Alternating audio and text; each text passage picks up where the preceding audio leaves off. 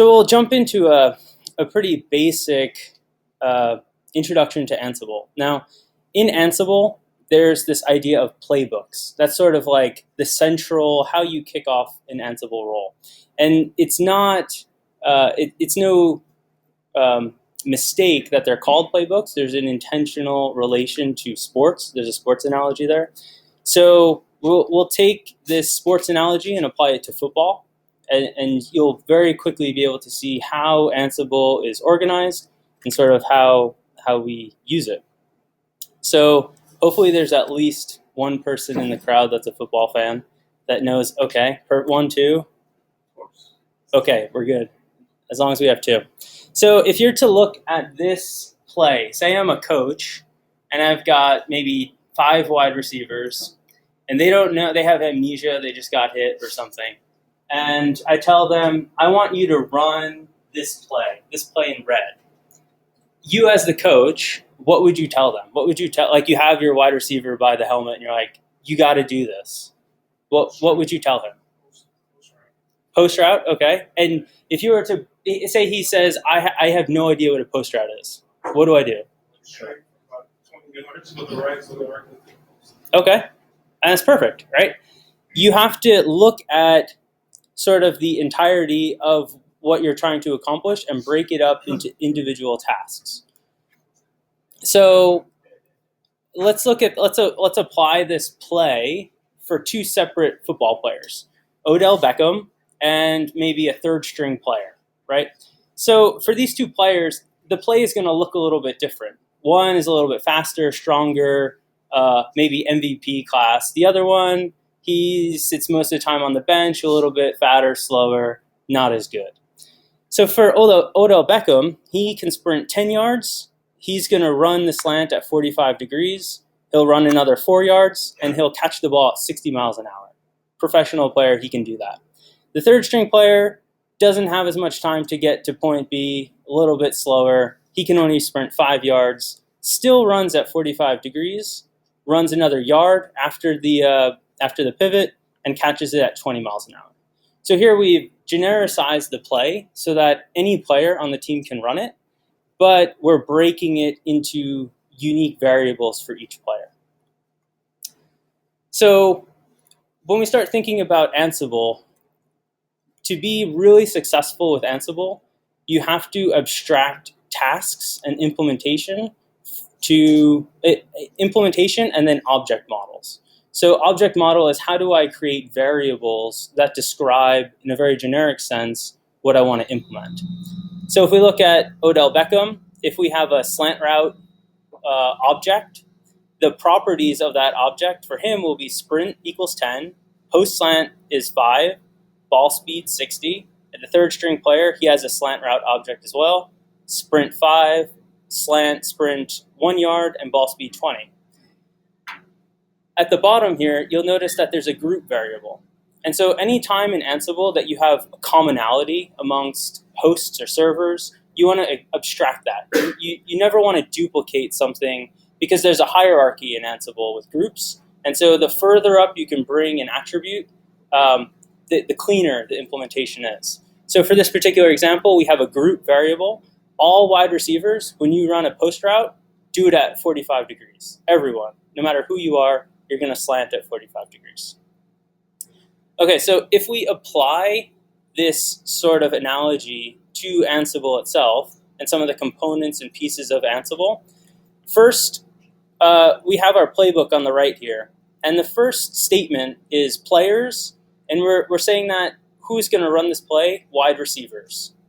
So that's who's going to run the play. Then in Ansible, we say, okay, who's part of that group? Who are my wide receivers?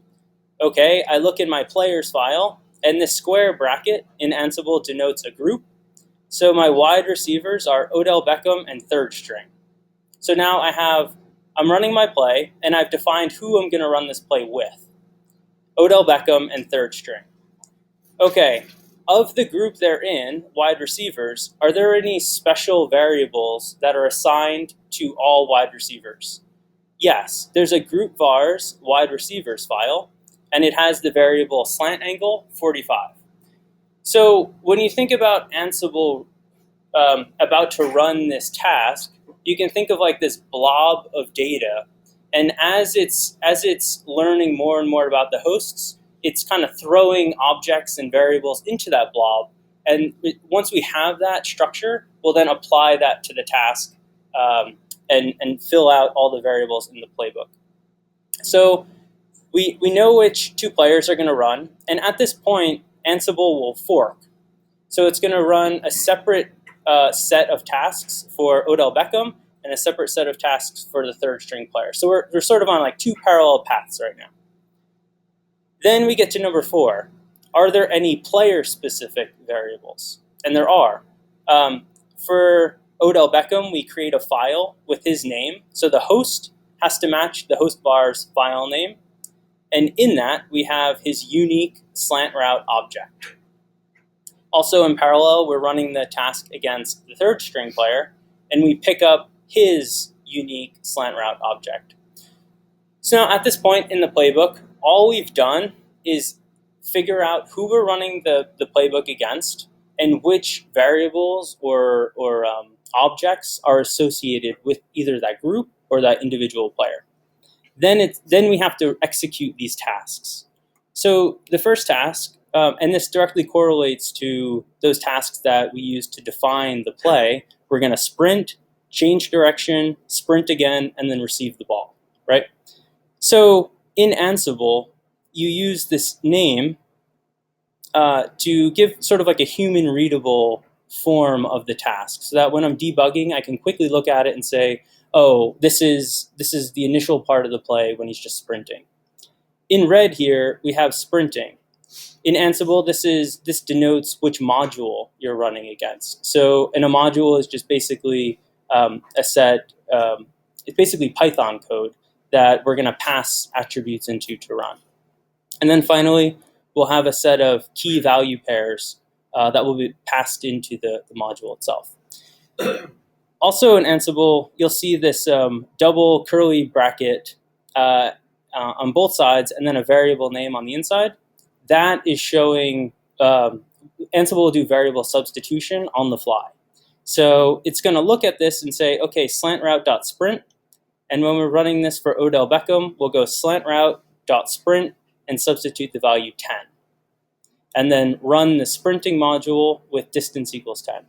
And so it'll go down the rest of the tasks, substituting variables, executing each play one at a time. So any questions about that sort of concept of gathering group-specific variables and attributes, host-specific variables and attributes, and then sort of creating that object and then applying it to the tasks? Is each task run through, like, is each one of the players with each task, or all the tasks? Like? So if you look at the players here, in Ansible it would be called hosts. And so we're going to run this play against all the wide receivers in parallel. So Ansible will, at this point, fork and run parallel tasks for each entry in the player's file. The limit to this is, in Ansible, there's a fork limit. By default, it's 10. So it'll run 10 processes in parallel and go sequentially through the tasks for each player. So basically all the names, like, you'll run up to 10 of those at once?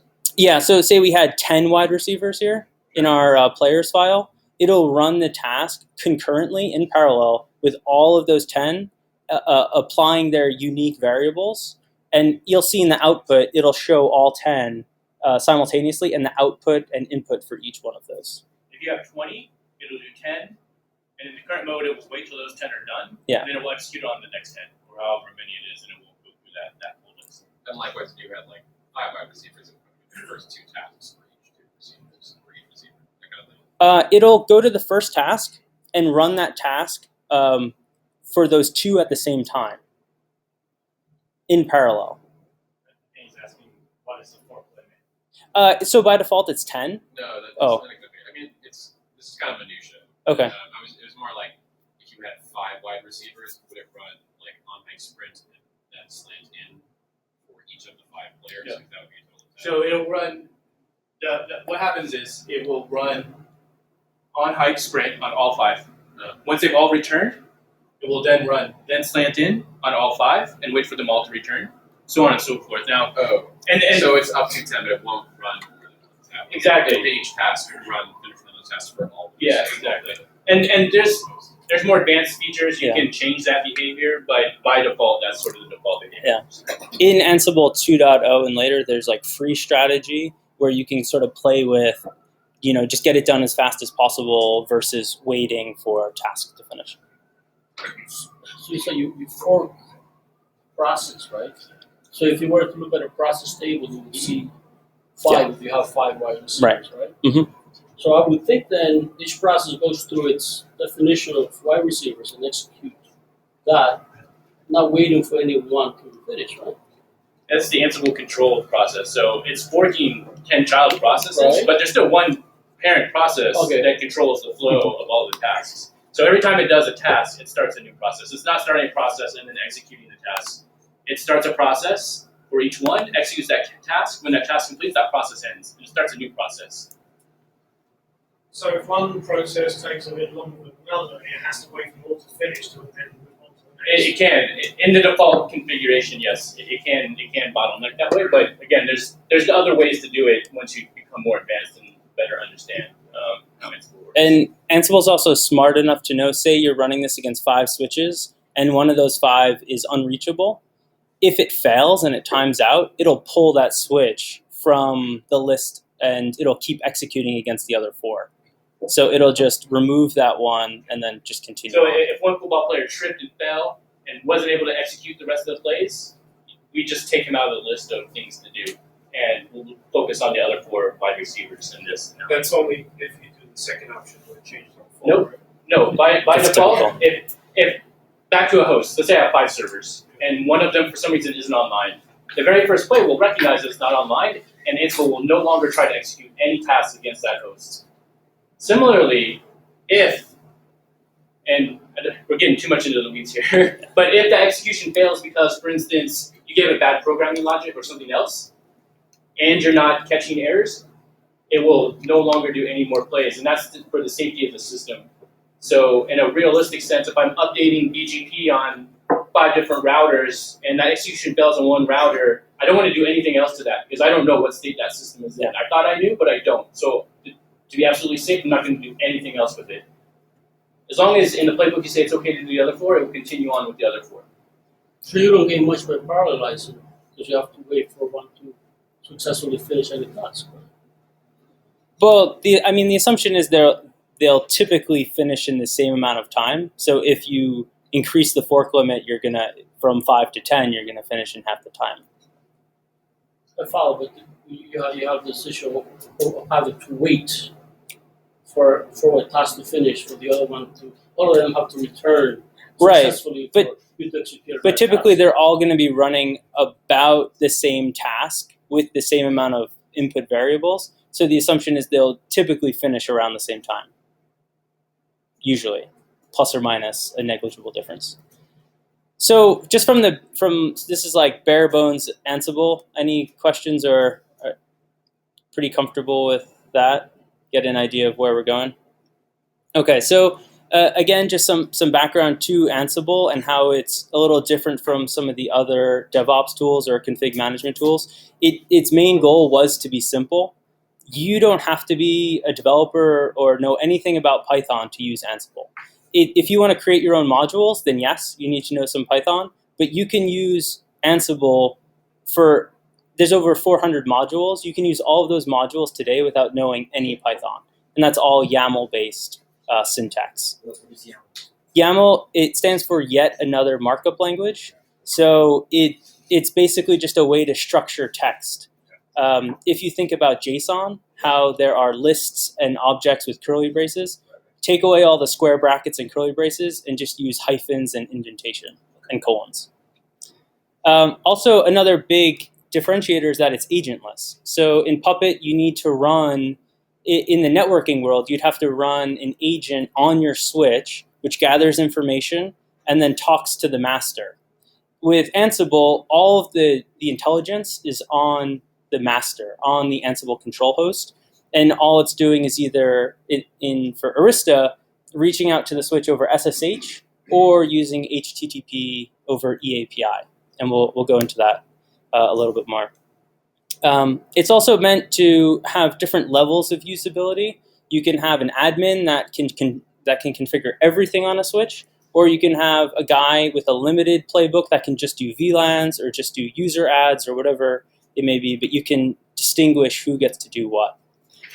And finally, something we'll demonstrate later is they have a paid web interface called Tower.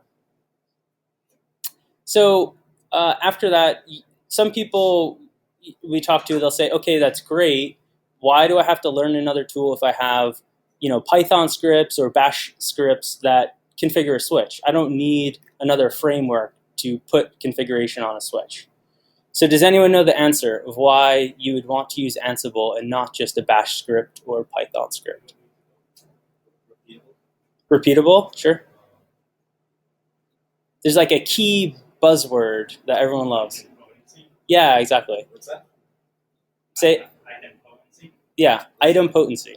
So we'll talk about it a little bit more. But so the key here is that you don't need to know Python, like we mentioned, and idempotency. So idempotency is like academic or mathematical term, but it essentially means I have a set of inputs, I have some operations, and if I always take those inputs and I always have this implementation or this operation, I will always get this result. So that's one aspect of it. Ansible takes that one step further and says, I will take these inputs, and before I do anything, I will go check to see if the inputs you gave me match the current state. If they match, I will not do anything at all. So Ansible saves you from needlessly running configuration commands on your switches or servers if the state's already in the proper, if the configuration's already in the proper state. So one thing that when its implementation, it has to go out there and check itself. Is there a way to get that repository pulled? And just like if it has a central configuration database, and you just look there first and decide if it needs to go to switch. So you can do that. You can do fact caching, but especially with networking devices, we found that it's a little more dangerous to do that because if you have people running Ansible from different places, if my cache is old, then I'm going to run the wrong commands against my switch. So in general, it's always best just to go get the live current information and not cache. So there's a performance hit, obviously, but the peace of mind is worth the extra couple seconds. But yeah, you could definitely cache if you wanted to. Okay, so from a high level view, Ansible has all of these modules, and they do all sorts of things like apt-get, or you could copy files, or SSH config, or there's Amazon or Rackspace, all these different modules in the core and extra repository that ship with Ansible. But there's an alarming amount of networking modules not present. And so that's sort of changing now. One of my former manager, who used to work for Arista, is now director of engineering at Ansible.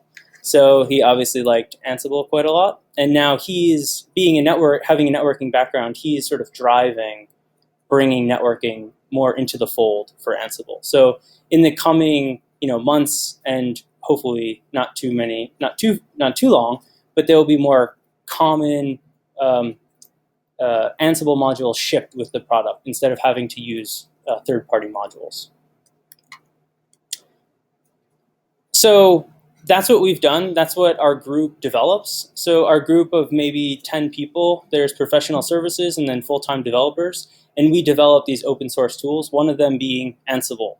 So we ship via Ansible Galaxy an Arista role that you can pull down with just a simple command.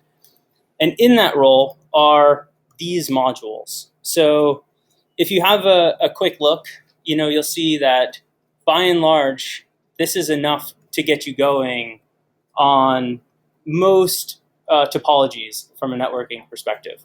what we've aimed to do from Arista's perspective, being more a data center company or focused or geared, we've gone after 3 of the main topologies. So you have layer 2 MLAG, you have layer 3 BGP, and maybe MLAG and VARP on the leafs, and then you have VXLAN. So these modules are sort of initial stab at these Ansible modules are meant to address all 3 of those architectures.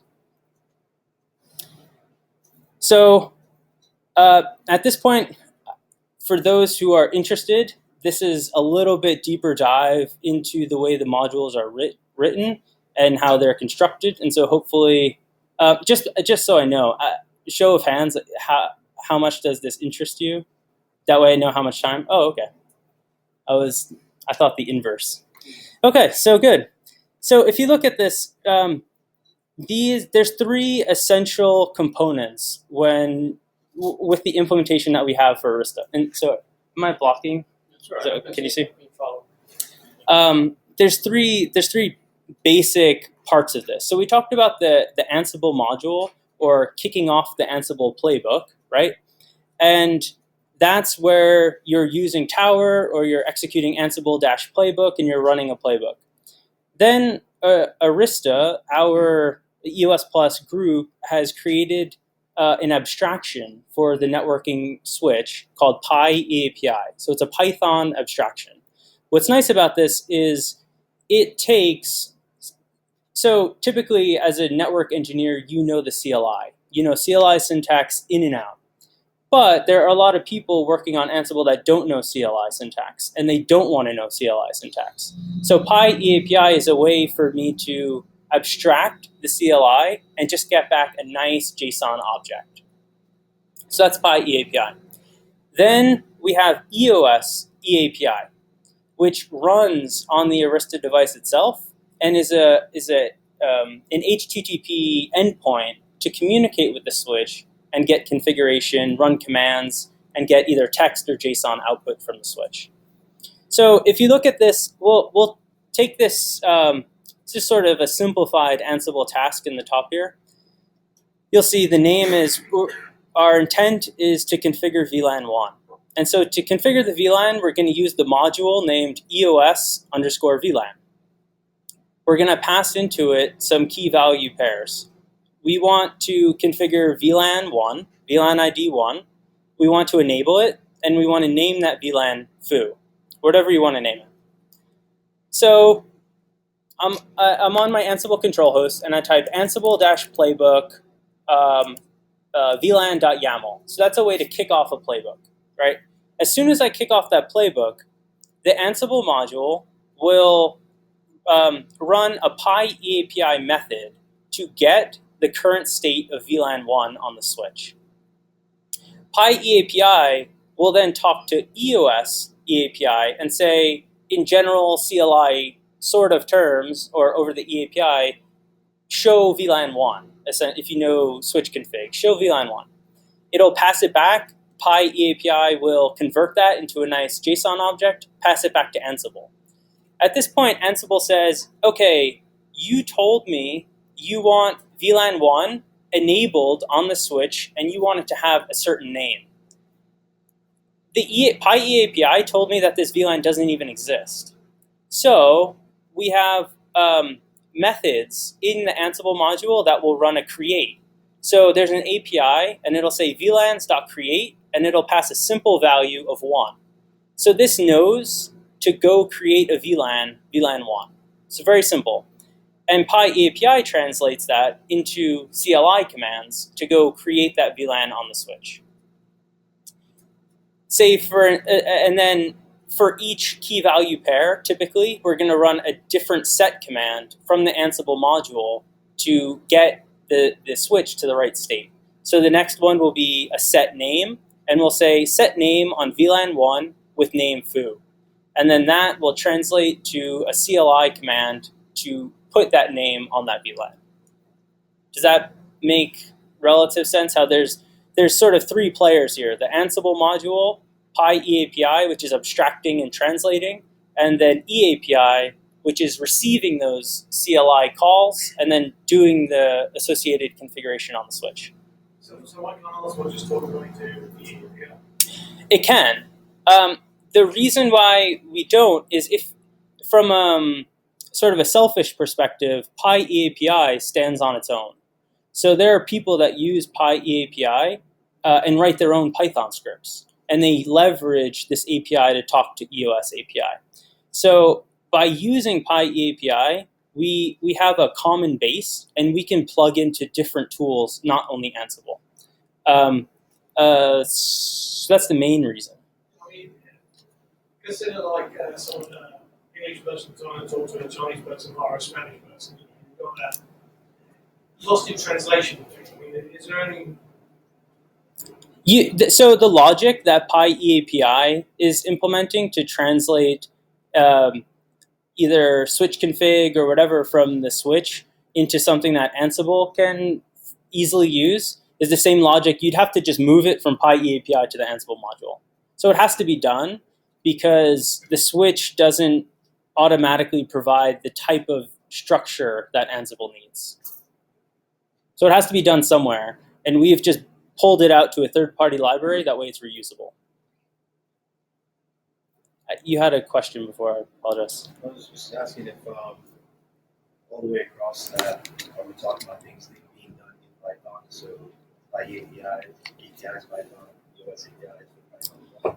So this is these calls are in Python, right? So PyAPI is written in Python, and then this is going to reach out to the switch over, just a request library or just this is an HTTP endpoint.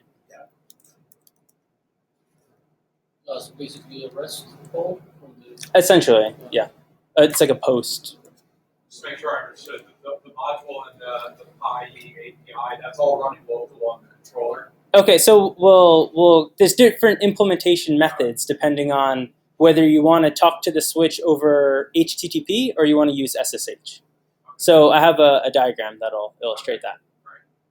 So taking that VLAN example and looking at the actual code, each module is broken into sort of these three sections. We have some doc strings, nothing exciting, but this is what generates our read the docs code. So that's where that lives. Then we have EOS, a common module. What's nice about this is it's sort of it's Python meta programming. So we've abstracted a lot of the sort of the grunt work into this common module that gets used across every module. So what's nice about this is it does all of the analysis of the returned object, and it figures out, okay, VLAN 1, I was told, doesn't exist. Run the create method. Okay, you said in your playbook state equals absent, which implies I want to remove this resource. Okay, run the remove function. Say in the VLAN case, VLAN 1 exists, but it has the wrong name. I need to change the name. If the name attribute is the one that's wrong, this common module will look for a method in the unique module code called setName.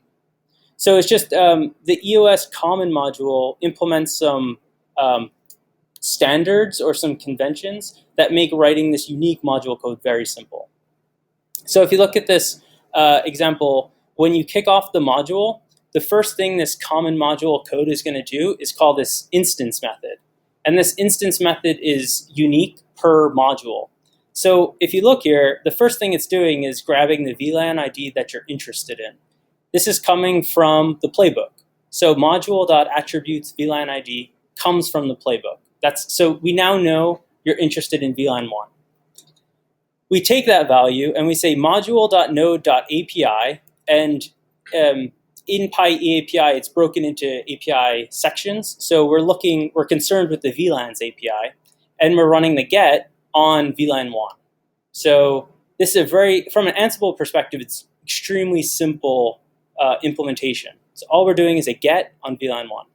This will return either none if the object doesn't exist, or a nice, pretty JSON object if it does. If there is a result, if it exists, we now know that the state is present. We now know the name is the result name, whatever it got back from the API. we'll set the enable, whether it's true or false based upon whether it's active, and any trunk groups associated. And what we'll actually do is take that array of trunk groups and create a string of comma-separated values. Because typically in Ansible, it's easier to analyze strings versus objects. So anything typically in lists, you kind of force into a comma-separated string, and then you can analyze that and compare it. So in the case before, this when VLAN 1 doesn't exist, we'll run the get, none will be returned, and then we'll end up with an instance of VLAN ID and state absent. So this common code will retrieve or receive that instance. It'll see that state is absent, and the first thing it's going to do is run the create method automatically. Again, using the API, very simply, all we're going to do is say node.api VLANs create and the VLAN ID. So it's very, very basic. And then the common module will say, okay, not only was it not created, so we have to create it, but the name was wrong. So run the set name method. So again, we'll grab the name from the playbook, which VLAN you're interested in, and then the API has a set name method that we'll use, and we pass in the VLAN ID and the name. So again, this is where PyEAPI is really useful, because the implementation from an Ansible perspective is super simple. Like, these API calls don't get any more basic than that. And you don't need to know CLI syntax here. All you're doing is running very descriptive methods. So that trunk groups, where you're getting the trunk group sets, what happens if you have consecutive trunk VLANs, like 500 to 512? From a CLI perspective, Yeah, we break it out. You're gonna break that out. We break it out into So that code the doesn't range. actually do that. No, so there's what's not shown here is for every key value pair, the common module allows you to create a validate underscore key. So you'd end up with a validate underscore trunk groups, and whatever value is passed in or returned, we would sort of get it into the right state so that it can be properly compared. So in the playbook, we're able to put dashes, ranges. Typically, yeah. Mm-hmm. And the same applies for sorting. Like, say you have a list of IP addresses and you put them out of order. Well, we typically in every module will get values in from the playbook and from the API and sort them, because otherwise you'll never have idempotency. So going back to the football analogy, where you had a group called wide receivers and then you had your wide receivers in that, is that where you would apply this in the playbook to a group of top rack switches in my data center? I got 20, 40 switches and I want to run this on 10 of them. So we're going to get to breaking out topologies and implementing roles. So that's hopefully it'll answer your question, but we're definitely getting there. So just from Is there a way we can access these slides? I can, So like, some yeah, definitely. And I think we're doing like a screencast on my desktop as well, so you'll get, I guess, commentated slide deck as well. So just a little bit about our development practices, because from our perspective, this is a little bit of a differentiator. You do have people that have modules and roles that are putting them up on Galaxy, and you have no idea if they're testing them, if they're not testing them, like what sort of rigor they're going through before they publish their code. So with our modules, the practices are very strict. So within our group, if you've contributed, we're sometimes overly quick to maybe reject a pull request, but it's because we really do care about the quality of the code. And so these two components, the arista.eos role, which are the modules, we have system tests that basically execute Ansible ad hoc commands. And for each of the modules, we have tests for every key value pair. And we have over 228 tests for those. And then the API, we have 193 system tests and almost 300 unit tests. And it's published on Travis and Coveralls. So we take pride in like code coverage and making sure we have tests for all this stuff, because at the end of the day, if you're going to deploy this in your data center, you need to have a level of confidence that people are testing the code that you're using. Okay, so to your question in the back about where the module runs in PyEAPI. Oh, it's okay. So this slide is your answer. Basically, you have two options. And in our documentation, there's a quick start for either one of these because they're very similar, but slightly different depending on what you choose. So option A, if you want to connect to your switch over SSH, Ansible requires that when I SSH into a switch, I get a bash prompt. When you SSH into an Arista switch, you end up in the CLI. So in order to SSH into an Arista device and get a bash prompt, you need a bash user. So that's typically a little bit more of an exercise. So not many people do that, but if you need SSH, it's possible. That's how you connect. You would also put the public SSH keys of your Ansible control host on your Arista device. That way there's no password. It's just keyless, or it's using keys and passwordless.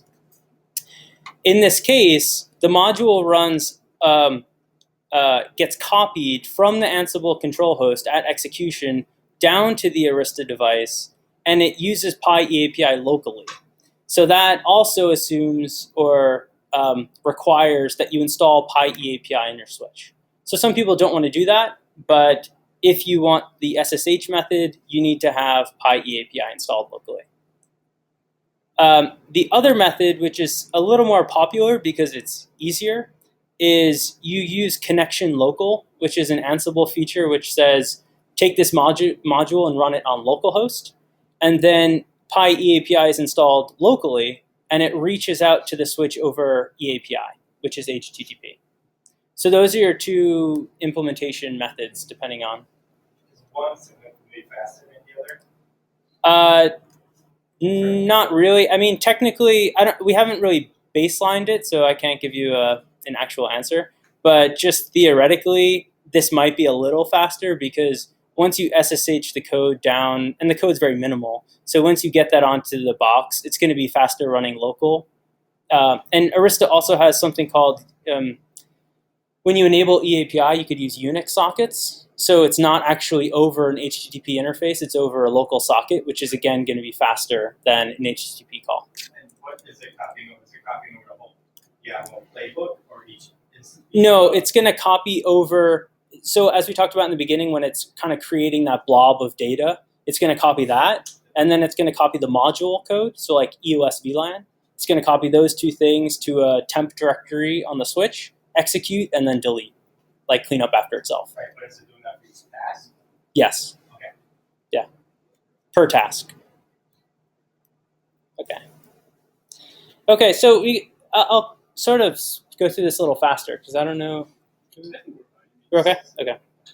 So typically, if you're starting out, maybe like this makes sense and you want to get started, and inevitably you'll write a playbook that looks like this, right? You have some switches, and this now we're in Ansible syntax, so we're going to say hosts, and we're going to say VEOS1, which is this guy up here, and we're going to use the arista.eos role, which is the role that we provide that has all those Arista modules. And you're going to say tasks, I want to configure VLAN 100 on this device. Okay, so a little typo here, it should be EOS VLAN. And then we're going to pass in these key value pairs. So you execute this, it works, it's great, but it is 100% not scalable.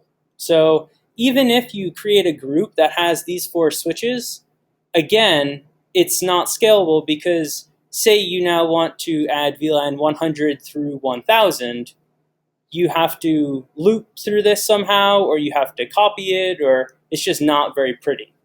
As a rule of thumb, you never want to have static variables in your playbooks.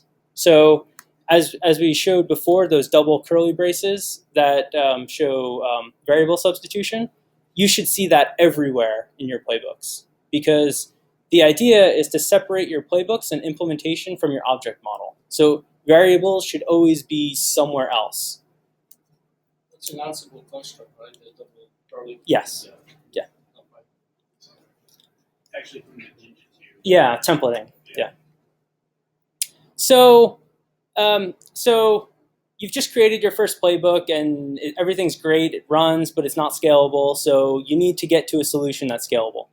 So I love this quotation from the Ansible docs, because not a lot of people use roles, but it's just, I find it funny. They say, pretty much we'll assume you're using roles at this point. You should be using roles for sure. Roles are great. You're using roles, aren't you? Hint, hint. So from the main Ansible documentations, there's a huge push to use roles. And so roles, and that's kind of the next section of this presentation, is what are the Ansible best practices. So anyone can write a playbook that enables a VLAN on a switch. That's not difficult. But now bring up an entire data center where there's different VLANs on different switches. Some switches don't have VLAN config, some have BGP, some don't, some have VARP config, some don't.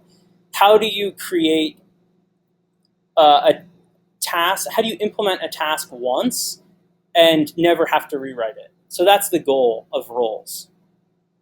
So what we've done at Arista is you have this base arista.eos role, which contains all the modules: EOS VLAN, EOS VARP, EOS VARP interface, EOS BGP, BGP config, BGP networks, BGP neighbors.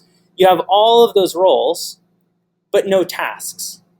Then in all of these other 9 roles, we implement the tasks for you. So what this means is, where before, where you'd have hosts, wide receivers, and then you have your 4 tasks, you never have to write those tasks. So, and the demo I'll show you kind of goes into what that looks like from an implementation perspective. But it's, when you see it, it's incredibly easy, and not having to write tasks is a huge, it removes a barrier to entry of using this stuff. So all of those roles I mentioned, all these 9 roles, plus the Arista EOS base role, you can get them. Well, I'll show you, you don't. Because if you, so say EOS VLAN. We keep talking about EOS VLAN. I'll show you, I promise there's another module other than EOS VLAN. In that one, you have a few attributes that our module exposes, right? Like name, trunk groups, VLAN ID, and no, that's it. And enable, disable, right? So 4 things. So in my task, in my EOS VLAN, in here it's called EOS bridging. We put VLANs and switch ports in the same role. What we do is we put all of the tasks, anything that you could possibly do in that role, and then in the playbook, you can have, there's a special formatting that says, if in my playbook I don't have a variable, skip this or omit this. So it's a way for you to write it once with all of the possible options, and then based upon that object model, based upon which variables you have, it'll either skip that task or run that task. So an example of this is virtual router configuration, EOS VARP and VARP interface. So it might be difficult to see, but in this role that we've created, so this is now a role that implements EOS modules. So we're like 2 steps from the base.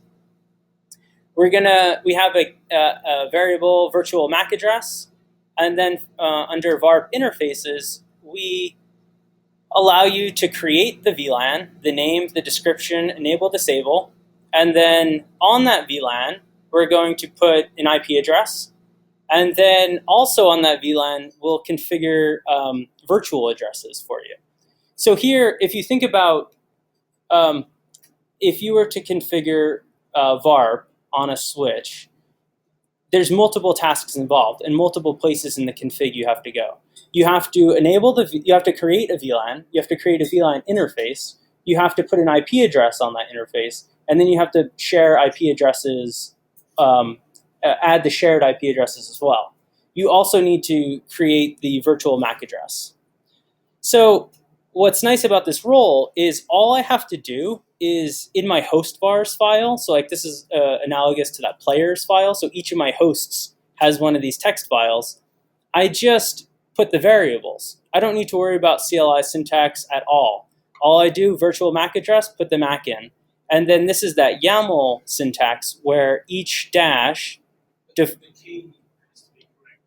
Right. So here on the left, I show you our documentation, which tells you, so it says VARP interfaces is a list. Each entry contains the following keys. So here I'm creating a VARP interfaces dictionary or list. And within that, it's a list of dictionaries or a list of objects. And each of those has one or more of these values. So in this playbook, I'm going to create two VARP interfaces, VLAN 101. I'll put a name on the VLAN.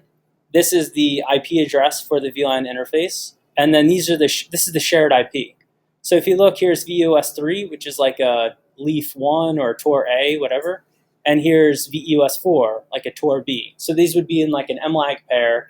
And I have relatively similar configuration here. Like if you look on this VARP interface on 101, I have interface address 1.3, but I'm sharing virtual address 1.1. Down here, I have VLAN 101, interface address 1.4, virtual address 1.1. So from a networking perspective, that should look relatively familiar, right? Like you have unique IP addresses on each switch, you have a virtual MAC address, and then you have shared IP addresses. But what's nice about this is the implementation. So I have my hosts file, and I have a group called leafs, and I have these leaf names, 3 and 4. These are the corresponding variables that would be in that are assigned to those hosts. Then in my playbook, all I have to do is say hosts, leafs, and then include that role, and I'm done. Like I don't need to write any tasks at all. When you go through the example earlier, Sorry. When you go through the example earlier, you said you broke down common variables that were the same between the leaps, so that way you wrote once. Yeah. But here you have combinations unique to each file. So there are things. So this is for the sake of example. What you could do here is I could put both, instead of just saying leafs, I could say leafs, and then a child group of leafs is pod 1. So pod 1 is a set of 2 leaf switches. So I could have a pod 1 file that has all of these common variables, and then all I'd have to do in the host file is have an interface address, which is the unique variable. But just for the sake of I don't have enough real estate on the screen to show 6 different variable files. But that's what you could do. You can pull out those common, and then in Ansible, you can merge dictionaries. So hopefully, I mean, just for people who may know networking, like, do you see the value in literally 2 minutes, I can set up VARP between 2 switches with typing, this is copy and paste and changing some variables. This is, 5 lines of code. I can set up VARP on 2 switches. And each host VARP that you show us here, is that a separate file that includes this, or is this all part of one big thing? So these host VARP, I'll show you there are conventions when it comes to the Ansible directory structure. So at the root, you'll have a directory called host_vars, group vars, variables, templates, files. And so there's going to be a host vars directory, and then a file name, VEOS3. This has to match the host name in your hosts file. So like we mentioned, when the football player, like for Odell Beckham, when the task runs for him, Ansible goes and looks for a host file with his name. And so here, we're going to run this playbook against all leafs, and it's going to pull in, for each leaf that gets configured, it'll pull in their respective host var file. So essentially for each data center, there's a Ansible controller with a directory structure that should match devices in the data center. Yeah. So what's cool about this, and why you shouldn't put variables in your playbooks, but I mean, in this implementation, we're not writing tasks at all. But what's nice about this is now this is a flat file that you'd have to edit. It doesn't have to be in a flat file. I could put this all in a database somewhere. And prior to running this role, I could reach out to a REST API somewhere and say, okay, give me the configuration and all the attributes for VEOS03. Ansible will pull that in, And as long as that object structure matches what we're looking for, it's going to run. So now you can create a web front end that has, you input variables and you change things, and different people have different access rights, and you run this playbook, and with literally 3 lines of code, you can set all this up. Is there that last piece that you just said? Yeah. Is there a working model that we can just reference? No. Yeah, it's just the hard part. Like a lot of it is still. That's what Tower is really good at. And but yeah, a lot of it you might still have to roll your own. But the nice part is, if you already have a CMDB and you have a guy that can write a REST API for that, 99% of all of your inventory is done. So is that the case where a CVP would be handy, or it doesn't matter with that? So for those who may, CVP is an Arista specific, sort of like a DevOps tool-ish that can be leveraged with Ansible and Puppet, but sort of stands on its own for the most part. I don't know how exactly you would implement those two, like for this specific use case. It is possible, of course, but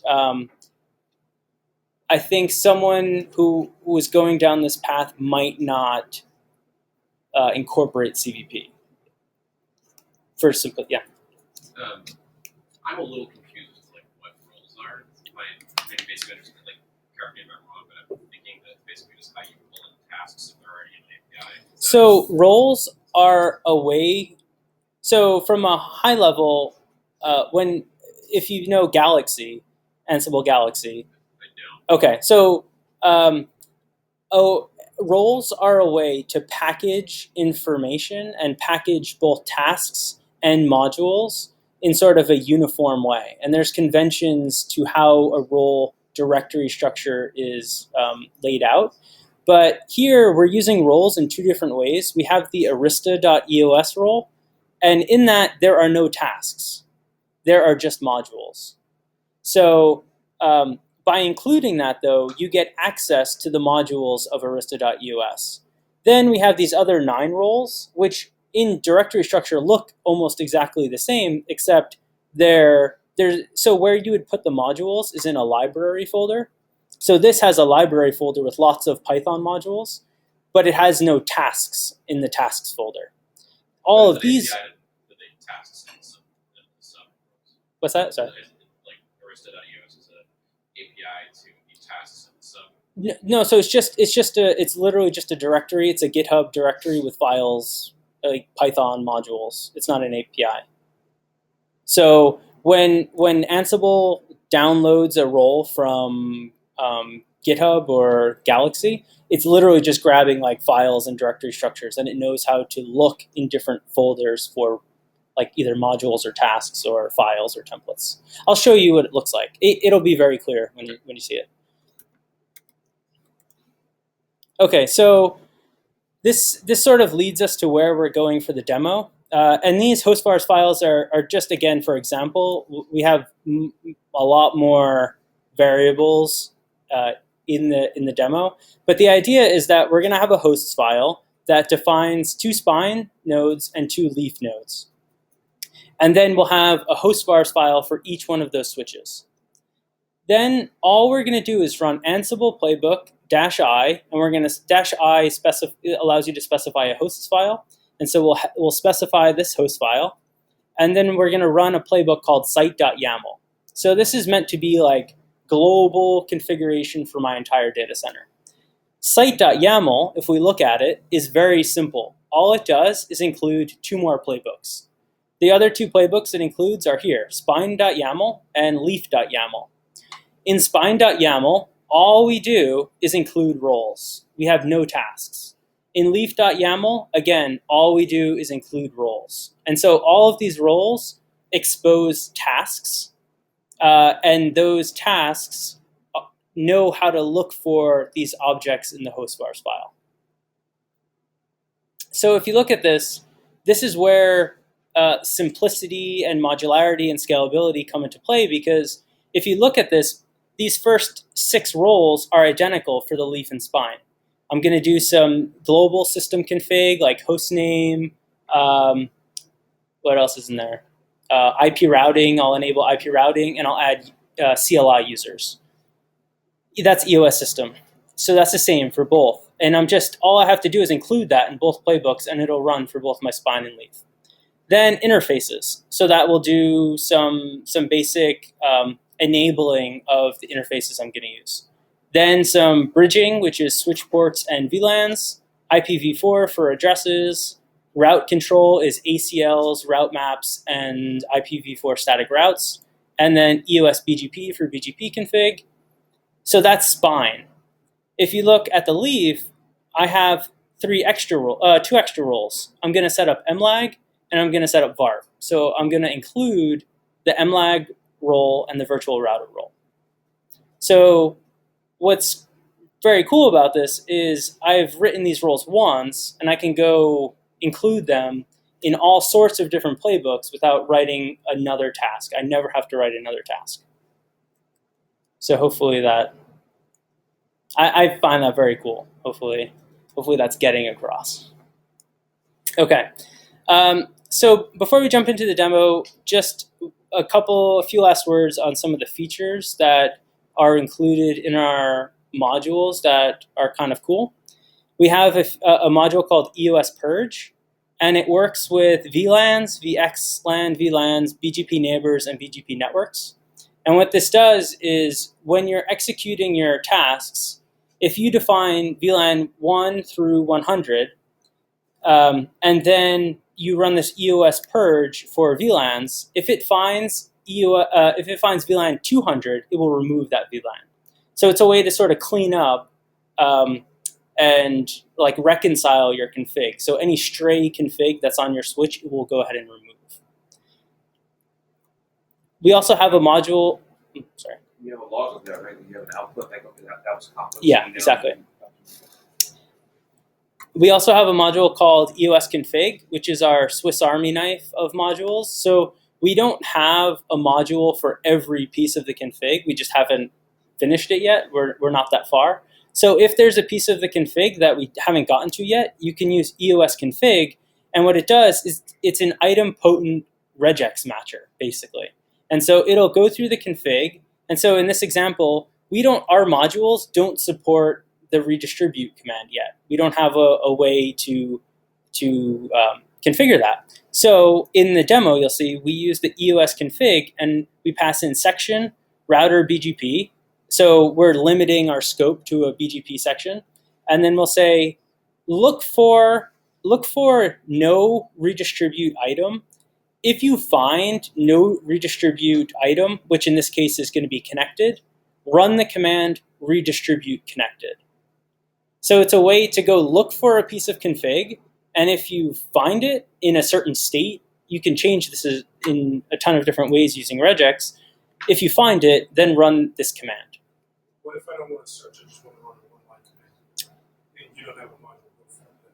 Yeah, so you can use the same. You can use the same one. It depends on. So do you want to run a config command or like an enable command? So a config command. If you want to just run random commands, we don't allow that because they're not idempotent. So at some point, this is always going to check for idempotency. You only run commands that are in your roles. No, I mean, this will allow you to pretty much run anything you want, but it's going to do it in an idempotent fashion. I think the question is running command line, say, on 20 switches that you normally don't want to write a playbook for. Just want to run that command to change one thing. Just change the logic. You cannot use EOS or just create SSH as root. Yeah, I mean, so you get. That's you. I'm saying utilizing the host file and stuff like that is a great part of the config, but just say run this host run these commands. Yeah, you can do that. From an implementation perspective, where we try to push customers is like try to get away from scenarios where you have to do that. I mean, in an ideal world, that doesn't always happen, or in the real world, that doesn't always happen. But we're trying to push to limit the occasions where you'd have to do like one-off stuff. You should always sort of run something from like a Git repository or something where it's traceable and you know where it's coming from. Well, the only hard part about that description is you set this up, let's say for the data center deployment, you're only going to do it once, right? And then you probably have one-offs every couple of months or whatever the case is. Whereas a command line can be used a lot more often than just a deployment of, let's say, a VLAN or something.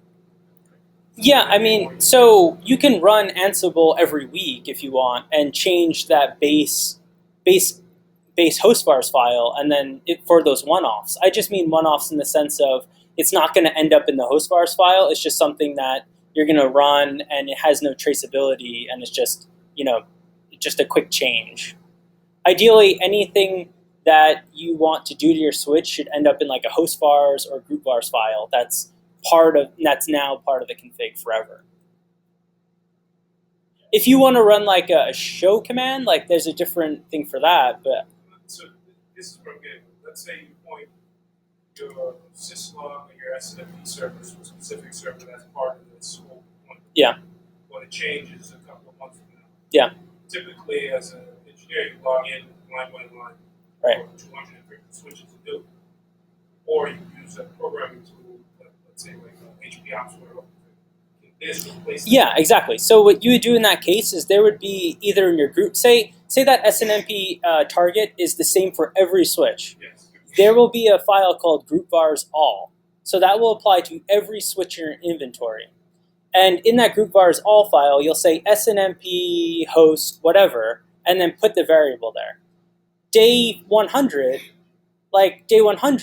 you'll change that variable, rerun Ansible, and it will only change that value. Can you group your devices into? Yeah, you could do nested. So you can nest. Yes.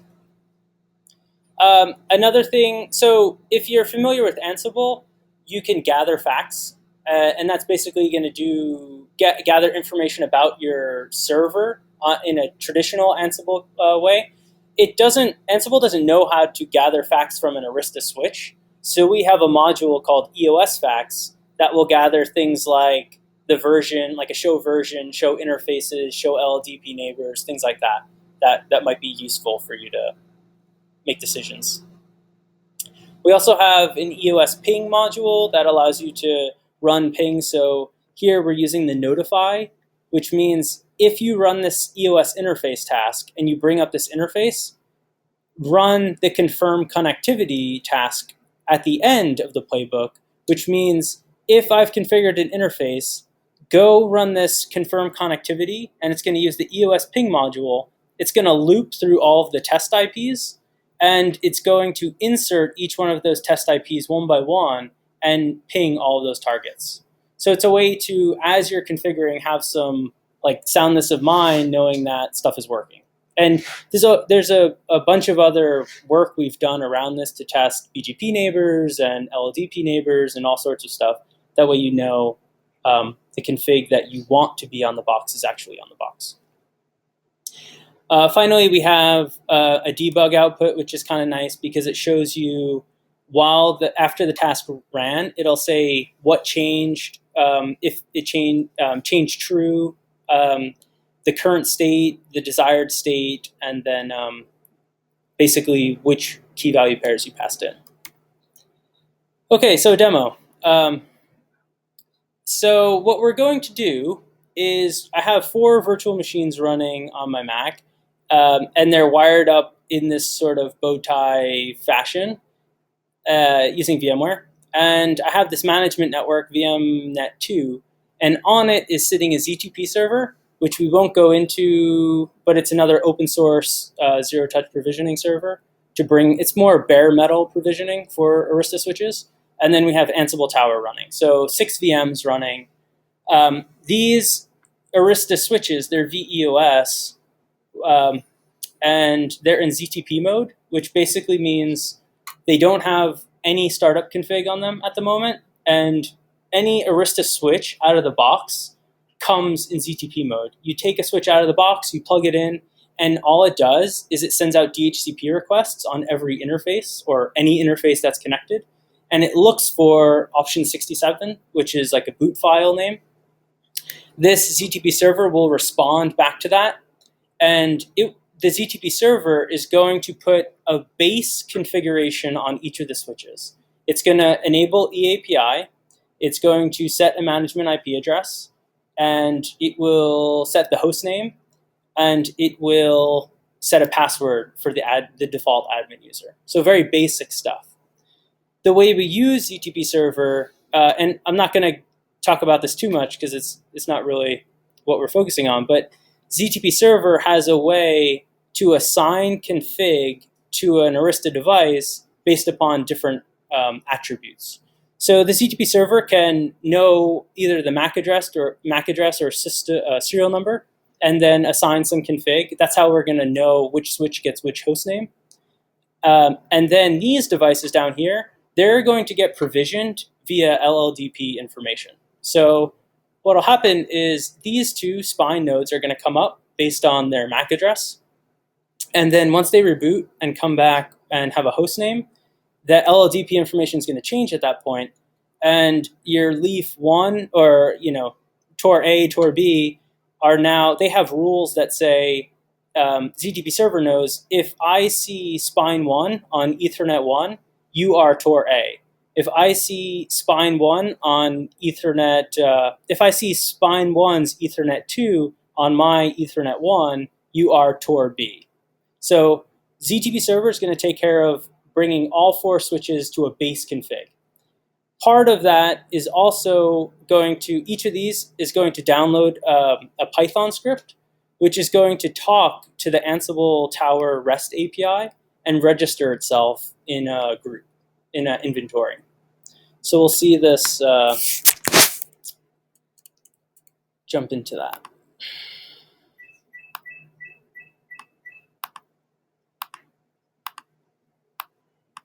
So here are my 4 EOS nodes. In your opinion, is it easier to control the Ansible using the tower, or is it better to just build your own? I don't know. I don't know if I'd build my own GUI necessarily, because so it depends on how you're going to implement it. If I more believe in keeping as much information as possible in a Git repo, like the whole infrastructure as code thing, like take all my devices away and bring in brand new ones and rack them up the same way, and I could pull or run a job from my Git repo and it can go back to the way it was before. Like, to me, that's, I'd rather have less GUI interaction and just use Tower for the API to get these switches registered, which you could do in other ways too if you didn't have the API, but it's just kind of nice using Tower. But I think there's a lot more functionality that Tower offers that it's not just a nice group. It allows you to basically do conditioning on limiting which group has access to what. And one of the things my company don't necessarily have a bunch of code out there, so I would basically provide a jump boost to traditional SSH. And one of the problems I find is that I can't ensure consistency of the same Git repo. Somebody could run version 1 of it, and then somebody could run version 2 of it. So there's no way to actually kind of know when, who, what ran, what version. So that gives you one, Tower allows you to do compliance as well.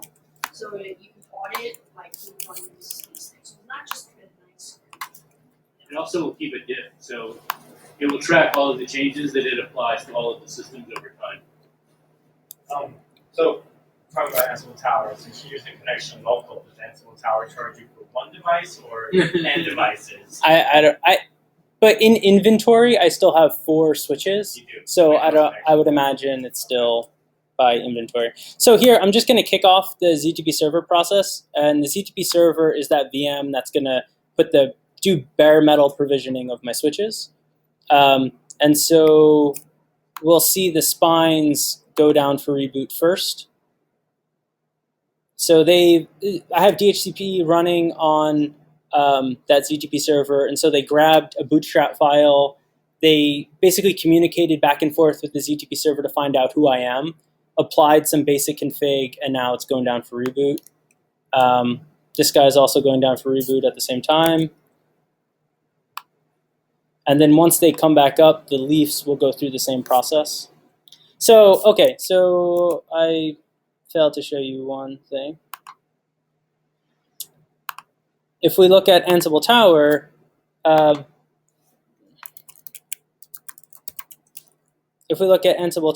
have an inventory, and I already created two groups, leaf and spine.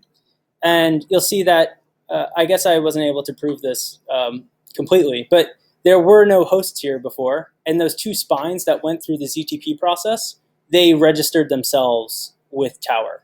So I didn't do, at this point I've done absolutely nothing to get those two switches into my Ansible inventory, right? And then you'll see so you'll see here also I have no leaf switches here. I have no Tors. Once the spines come back up, meanwhile, the leafs are trying to go through zero-touch provisioning, but it's going to fail because their identity is based on an upstream neighbor to a spine, and that spine doesn't have his host name yet. So when the ZTP server analyzes your LLDP neighbors, it says, all you're connected to is some guy named localhost. That doesn't mean anything to me. So now that these spines came up, the leafs will try again, and now they have proper LLDP neighbors. So now they're going down for reboot. It's not. It's in ZTP server is like an open source. You could. Well, DHCP is just going to give you IP address assignment and assign a boot file. But there's a lot more going on in ZTP server than just passing a static boot file. So these should both be, okay, so those are both going down for reboot. So if I can show you what it looks like on the ZTP server. So in ZTP server, I have this file called neighbor.db, and you'll see spine 1 and spine 2 are defined by their MAC addresses. But Tor A and Tor B are defined by their interfaces. So I say, you are Tor A if your Ethernet 1 is linked to spine 1's Ethernet 1. That you are Tor A if you meet that definition. You are Tor B if your Ethernet 1 matches, and this is just a variable for includes spine 1. So this is the host name. So if you're matched or you're connected to a host, and his host name includes the string spine 1 on his Ethernet 2, his or her Ethernet 2, depends on how you look at switch, then you are Tor B. Based upon those associations, this is kind of going into an area I didn't, but I'll just show you because it is a lot more than a DHCP server. So each of those, once I identify a switch, it has an associated definition. So if you look at any of these guys, let's look at Tor A. What it says, I'm going to execute some actions. Again, this is in YAML. So I'm going to add some config, which MA1 template. So I'm going to add an IP address. And actually, if you look at this, the IP address I add is going to be allocated from a resource pool. It's not statically done. So it's just first come, first serve, grab a management IP, doesn't matter.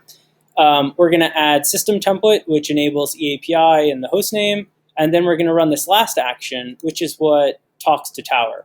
So this is a Python script that will get downloaded to the switch and then execute locally from the switch. So, and we're passing in some attributes there. We're telling it what the Tower URL is, how to log in or send authenticated calls to Tower, which inventory we're talking about, which group in that inventory, and then attributes about itself. So, Actually, I'm just Googling right now because it's a server. Seems like the configuration is very, what you just showed now, it's very YAML. It's all YAML driven. Playbook, right? Yeah. So, how much is that? You know, how much guys designed that to kind of in Ansible? It was, I mean, the intent was to be like a tool that if someone used a DevOps tool like Ansible, it would be easy for you to understand it. But it wasn't designed to be like Ansible. Its sole purpose is bare metal provisioning. It's not meant to be like day 100 configuration changes. So just get the simple stuff on the box and identify your boxes, and then pass over to another tool that does config management better. So if we look at one of our switches here, this is spine 1, for example. Just to prove I'm not lying, we have a username with a secret, our interface 1234 are blank. I have an IP address on management 1, IP routing is disabled, and I enabled eAPI. Like basics. You basically can't do anything with this switch. So now, we'll jump back into Tower. If I refresh this, I should see 4 hosts altogether, 2 spine and 2 Tor. And I do. And if I look at each of those groups, I'll see that the Tors associated themselves with the right group. So the Tors associated themselves with the Leaf group, and the spine switches associated themselves with the spine group. Okay. So in Tower, you connect, or I don't know, I'm not really like a good Tower salesman, but you basically tie to like source control management tools, and in this case, I'm tying to a set of playbooks and variables that I have in my own personal GitHub repo, and it's a Tower demo. So let me see if I have this.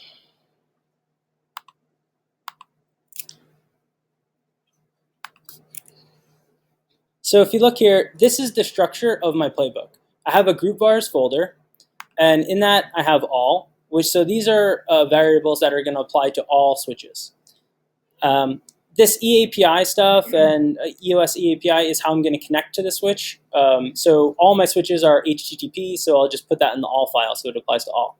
I have some users that I want on every switch. So I have a list called EOS users, and that will get basically ingested by the system role. So 2 users there. Then Leaf and Spine pretty much have no interesting variables.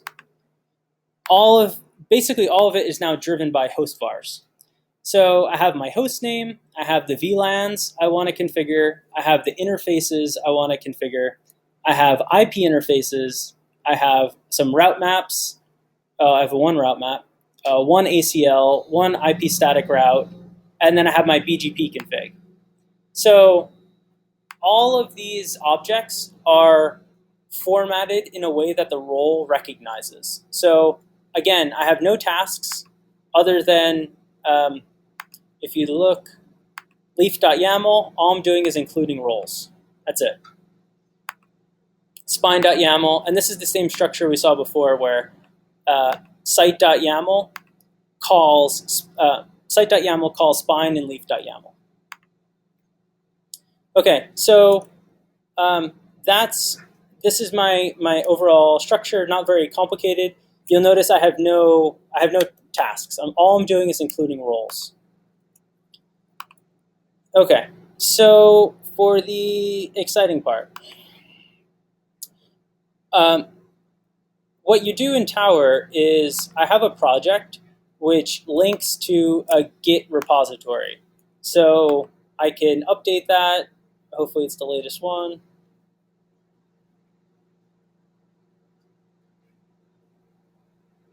Okay, so that's done. Now, in my job templates, I've gone ahead and configured a job that will configure all of my devices. So it's called configure all network devices. If I look at it, all it's doing is on localhost calling site.yaml. So, and site.yaml is available because I linked to that Git repository. So again, pretty basic. I'm not really doing a whole lot here. Then all I do is click this little rocket ship and wait a minute and we will have a configured, oh, I don't know, it's the best way to get as much of this. So you'll see what's happening is in my site.yaml, I included spine.yaml first. So it's going to go through all of my spine switches first. It's going to see which of the roles apply to each of the hosts. And so you'll see of the hosts that have been configured already, DC1, Spine 1 and DC1, Spine 2 have gone through their playbooks, essentially. The orange means 20 things have changed. 4 means okay. So even on the initial config, 4 things were fine. I didn't have to change it. And so I think that's the host name was already set from ZTP server, and VLAN 2 comes default on a switch. So that's already there. No need to add that again. And the teal color is things that were skipped. So I talked about that purging feature before. I didn't enable that, so that's why it's getting skipped. Okay, so we're done. A minute 15, kind of slow because it's the EOS, but not bad considering I configured 4 switches for a data center. So if we pop back into these switches, I can do a show IP route, and I have magical BGP routes. I can do a show, I don't know, show run. And I've got my host name, I've got more users added, I've got my interfaces configured for BGP, some loopbacks for BGP, ACLs, IP routing's enabled, I have a route map, I have my BGP config. If I jump over to one of the tours, which has a little bit more, oops, let's bring this up so you can see better. So if I look at my tour, I can do a show IP route, again, BGP routes. I can do a show IP virtual router, and my VARP config is in place. I have to stop doing that. You'll see my 2 VLANs, 1001, 1002, they have their unique IPs, but then they're also sharing the .1. And then finally, I can do a show MLAG, and my MLAG is up. So within, probably this would run much faster on real switches and on a real version of Tower, but within that time, I've done all that config. And I've not, and so what you could do is copy this Git repo, change some variables, and not write any tasks, and you could do the same exact thing. So say you had some unique variables, within 20 minutes, you could probably have the same thing up and running. So here, I'm just kicking off the playbook again, and everything should come back green, meaning idempotent. So hopefully the demo will go well, and it won't be embarrassed.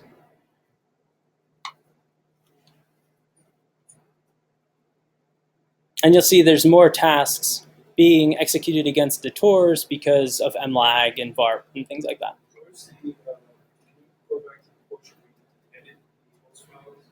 Yeah.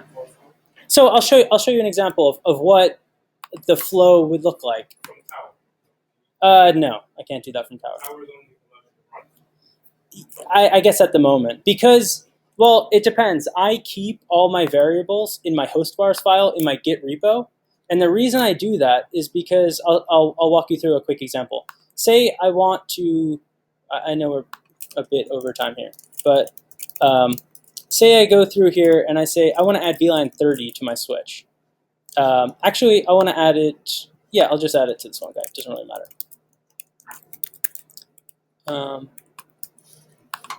I'll just add it to my 2 spines.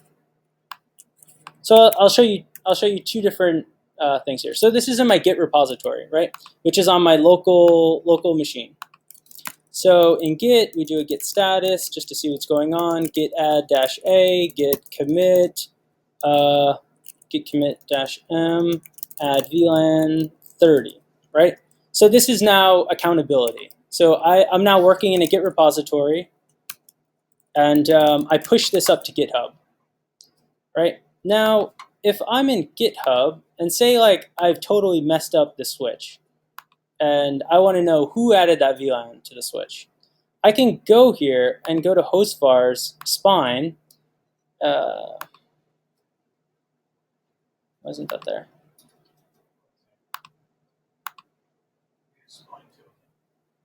Oh, did I do it? Which one did I do? Okay, so it's here, right?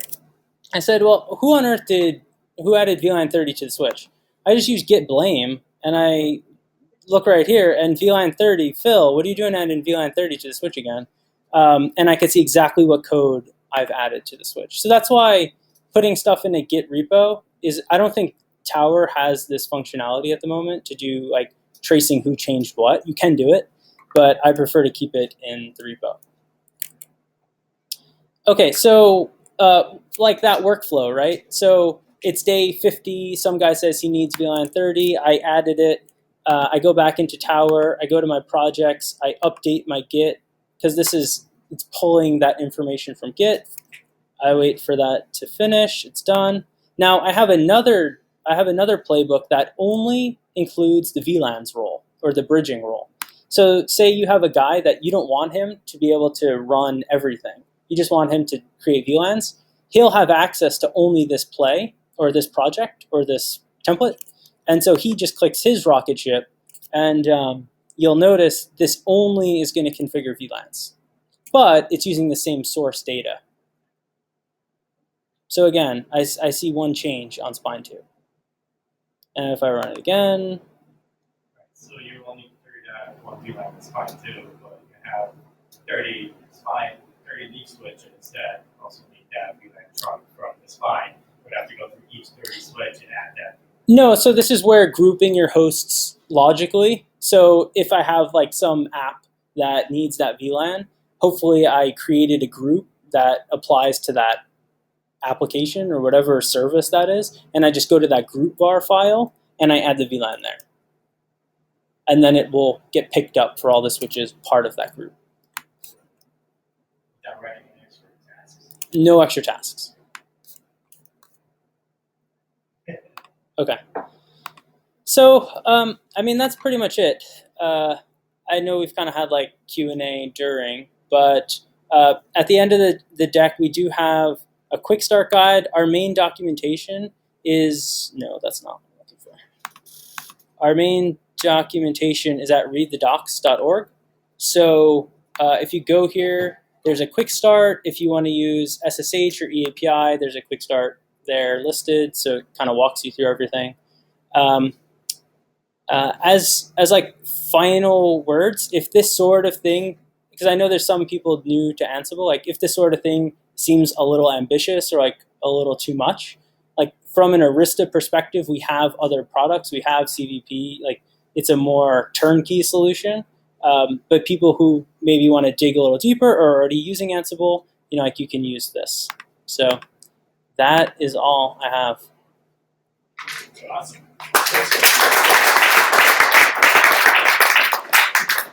So it is